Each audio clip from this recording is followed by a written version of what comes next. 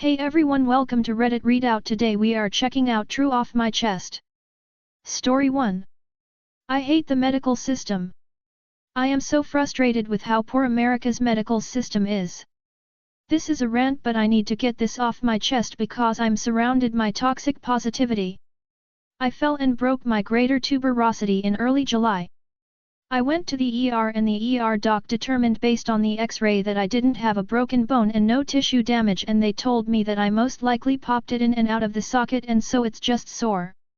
I also hit my head, but they didn't do anything to check if it was a concussion, yet I was completely forgetting if the nurse or doctor had visited me in the room. During the ER visit I was treated like a drug addict and told several times that we cannot give you any pain medication.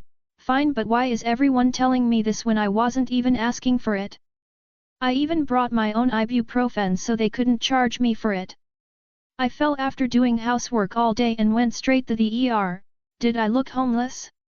Maybe they assumed my spaciness was drug-induced instead of listening to what happened. Anyways, I was then given a sling and it was presented to me as for your comfort since you're uncomfortable, right? And was told I didn't have to wear it. I was also told that after a week to see my PCP. By the time I scheduled an appointment to see my PCP, it was 10 days after the incident because it takes a week to get an appointment. My PCP looks at me for 2 seconds after me trying to move my arm and says, "You need an MRI, but I think an orthopedic surgeon should make that call and order the MRI." So then I have to wait for the referral for the orthopedic surgeon. 2 days go by and then I can schedule an appointment, which then takes another 7 days to get the first available appointment. Once I see the orthopedic surgeon, the doctor says, "Yes, you need an MRI and it's likely soft tissue damage," and gave me a bunch of stretches and movements to do to strengthen the muscle. Then I have to wait 9 business days in order for the orthopedic surgeon's office to finalize the MRI order. Once I get the option to schedule the MRI, that's another 10 days for the first available appointment. On my way to the appointment, I think, darn, I should schedule an appointment with the doctor and should have done it last week. Well, I got an appointment 7 days later after the MRI. By the time I'm sitting with the orthopedic surgeon with the MRI results, it's 6 weeks post-incident. The orthopedic surgeon then explains to me that I have a non-displaced greater tuberosity fracture and that it was missed in the X-ray because it wasn't displaced. The doctor then says, at the 6-week mark physical therapy is the next step. So again, I then wait 7 business days for the office to process the referral. The day I received the referral, the directions were to call the physical therapy office to schedule an appointment. I have now called 5 times during business hours and left voicemails. I got one call back at 6 p.m. while I was cooking dinner, during non-business hours, saying they received my referral and to call back to schedule, but no one has called back to the 5 following calls. I've now gone onto their website and called using other phone numbers shown on their page, and I've emailed the contacts that are provided. No response. At this point I feel like crying and I want to give up. I've also had to deal with the insurance crap too. I went to an ER that was in network, but there were doctors and nurses who helped me who were not in network.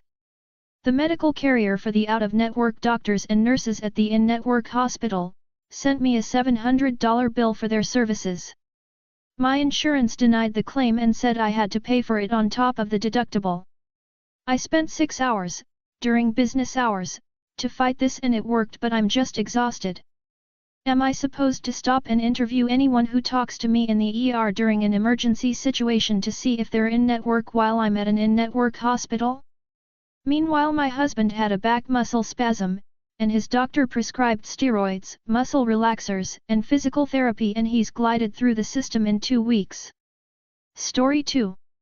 Men being sexist in video games for no reason. I don't think anyone cares about my issue, but I am loaded with sadness over this. I play a game called Valorant where you basically have to win to gain RR, like points, to climb up the ranks, and I have always been one game away from ranking up to the next rank, but I always end up falling back again. It happened like 6 to 7 times now, and today I was 1 point away from getting my rank. I match up with people that I don't know, and once this guy knows I am a girl he starts throwing the game. I queue again because I am pissed and he ends up again in my team and tosses the other game. He kept calling me names and saying stuff like go back to the kitchen, play like a man, oh I forgot you're a girl, you are a girl, why are you playing video games, you are so bad. Honestly at that point I just didn't want to play, I was so tilted and frustrated. What makes me even more mad that I haven't said anything to him, at all. I was just chilling playing my game and he started acting like this. I am usually more composed since this happens a lot, but I don't know if I was overwhelmed by other things, it made me cry my eyes out. I am just sad that people like this exist and try to ruin the fun for others. I am sorry if this post sounds complicated to people who are not familiar with video games. Story 3. No, I don't have to give a cent for my Mills rehab. Yes, I will spend my money however I want. 3 months ago my husband's aunt and grandmother called in for a family meeting demanding everyone to pitch in to pay for the 8-month-long very expensive rehab program they put my Mill in, without consulting anyone. My husband and I talked it over between us first and we decided to make very clear that she doesn't need to be in rehab and doesn't even deserve the help. She doesn't have a substance abuse issue, she just gets into trouble so she doesn't have to apologize for the shitty things she does. We were very clear with the fact that we were not going to be giving the amount of money they asked for and not every week as the payment is required, and that if anything came up we would stop giving money altogether, and the only reason we would pitch in at all was to help out my Bill and Sil. We have been working really hard since we bought a house at the beginning of the year, so we decided to give ourselves a little treat and booked a vacation and bought tickets to a concert in August. 2 weeks ago my husband let his family know we wouldn't be giving any money for the next 3 months because we have some big expenses. They complained a little but nothing too bad until yesterday when we saw everyone at our niece's graduation dinner. One of the cousins asked if I got tickets for the concert and oh boy it got ugly. My husband's aunts and grandma started yelling at us, calling us all kinds of stuff. We got into a huge argument of how toxic and possessive they are because it's not the first time they demand money and they expect us to just give it to them simply because we have 2 incomes and no children. We decided leave, but our phones have been blowing up with their insults and threats since. Call me whatever you want, but I don't see how it's my husband and I's problem. The fact that Mill harassed and accused all of their children of horrible things to the point they all blocked her and asked her to stay out of their lives, and then decided to try and fix it by getting high, assaulting a person and getting herself arrested. All of them have been nothing but problematic, abusive, and just a horrible people in every single way. My money is much better spent in vacations and Taylor Swift tickets and vacations at the beach rather than a bunch of lazy, toxic, mediocre people. Enough is enough. Story 4. I think I'm losing feelings for my boyfriend and I scared. I, F20, am scared because I think I'm losing feelings for my boyfriend, M20, and I don't know what to do about it. I'm so scared that if I am losing feelings for him then I don't know what to do next. We've been together since freshman year of high school, but for the past few months I think my feelings have shifted, but I'm also worried if I'm wrong and I do ask to break up then he'll understandably be hurt and I'll be thinking about how I ruined our relationship. We've been together for around 4 years, and yes, we've had our problems, but none of them have been big enough to cause any major stirring in our relationship. I want to talk to him about it but I don't know how. I'm worried if I do it'll make him feel bad. It's not like he's done anything to cause me to feel this way, at least I don't think so. I just feel so complicated and confused with myself. I like talking to him and telling him about my problems with our relationship when he spends the night at my place before we go to sleep, but I haven't been able to talk to him about it because he's been busy recently and I just don't know how to bring it up to him. I honestly don't know if I will bring it up to him. I think I'm just gonna wait and hope these current feelings disappear. I didn't know who to talk to about this. I think I just wanted to write down how I'm feeling. I'm sorry my words are all over the place. I'm just not thinking right at the moment. Story 5. Shitty ex-friend roommate. Throw away for her privacy. But last year I, 26F, packed up what little I had to move from my family and went to live with an asterisk online friend, 30F, and her partner I had known for 10ish years, give or take a state away, US. My family wasn't really good and was verbally and emotional abusive at time, as well as physically when I was younger. So my options at the time was very limited. Stuffed into a one-bedroom apartment for the first month where I lived in the living room witnessing the couple fighting, them complaining how poor they were despite the bad financial choices they made that I did not to get involved in. It wasn't all bad of course, but the moving process was stressful because they left me alone with their things while the movers were wrapping things up and packing things because they planned poorly only to get bitched at because I either didn't pack some things up or forgot which bag or box things were in. This was also while I was working 2 part-time jobs, retail. I had wanted to take time off to decompress, but that wasn't an option given how expensive everything was in the area. So the move goes smooth. I moved my stuff in easier because I literally only had 2 boxes of clothes, they provided the mattress. I ended up buying the frame for the mattress and all my furniture in my room. After 2 months of working my retail jobs I spent a considerable amount of time looking for full-time.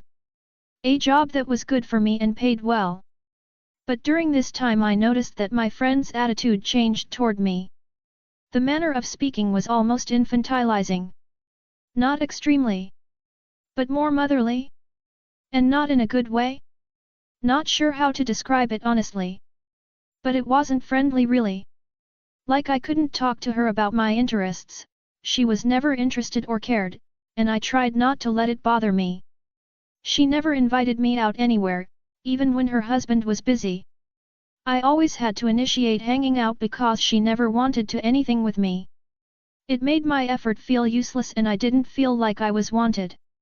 It continued like this for months until finally an incident caused me to confront both of them. They were teasing me about my food choice and how I didn't feel well that day, but I didn't care for it. It felt insulting and I took it the way it wasn't intended, and since this had been festering for months I decided to finally speak up about it. Confrontation in general makes me physically sick honestly, but I felt a bit confident. So, the next day after work I told them I would talk to them later tonight. Exact wording. So when I did confront them that day I had mentioned that I didn't appreciate them speaking to me like that. I knew they were joking, but I didn't take it like that. She deflected and mentioned she had told her husband to not do it in the future, and I then mentioned that she didn't help and was equally to blame for me being uncomfortable. She was taken aback and they both simply apologized and I accepted it. I didn't raise my voice at all during the entire exchange. And then I retreated to my room. A few minutes later she comes back and mentions that I get treated like a child because I behave like one. Not cleaning my dishes was the only example she mentioned. She was crying while she said it and I had told her I didn't know it was an issue and would be more than happy to clean more. But then she mentioned how I hate it there and she was correct, but since I still had another month there I didn't want to cause too much friction. So I defused the situation. So, I did do my dishes from then on, and sometimes there's to keep peace in the house. And it was very thick tension. My partner then decided to confront my friend about everything she had heard. She was on the phone with me during the second confrontation between me and friend. My friend then proceeded to call me disgusting because I don't pick up after myself, and she felt sorry for my partner for when I lived with her. The story then derailed into how I'm ungrateful for everything she does for me. Once I got the screenshots, I called my mother, whom I had been living with prior, to mention and talk about this situation, and she called me gross and disgusting as well, so she knew what my friend was talking about. So yeah. The rest of the last 2 months had no real drama besides my mental breakdowns over all this, and I didn't interact with them other than the bills portion. Now, I left and moved in with my partner where I'm relaxing and calmed. Smiley face. Some extra info. I really didn't have better options at the time, and she presented herself as more than ready for me to move in. Nothing indicated to her true nature before. We went from a 1-bedroom to a 2-bedroom and shared rent and utilities. I had very severe depression living with my mother and in that place, which left me feeling drained almost all the time. Also diagnosed ADHD, which mean my priorities for cleanliness are different because I don't always see things that are dire need of cleaning. Be the first to comment. Nobody's responded to this post yet. Add your thoughts and get the conversation going. That's all for today. Please don't forget to like and subscribe.